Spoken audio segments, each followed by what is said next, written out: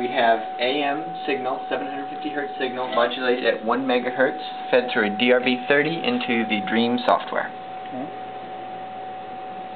1 megahertz, 750 kilohertz, 750 hertz tone. Here's the DRB-30 receiver. It's going into the computer, and there's Dream, as you can hear the tone in the background.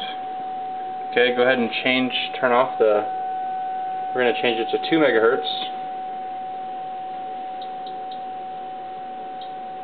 Just changing it over there. As you see, it went away. So that's the response we're looking for on our receiver. And now we change it back to 1 megahertz.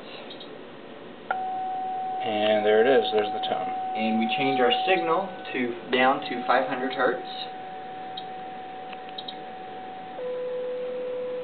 And you can hear the tone change. And that's how Dream should work with the regular tone. Increase the signal to 1 kilohertz.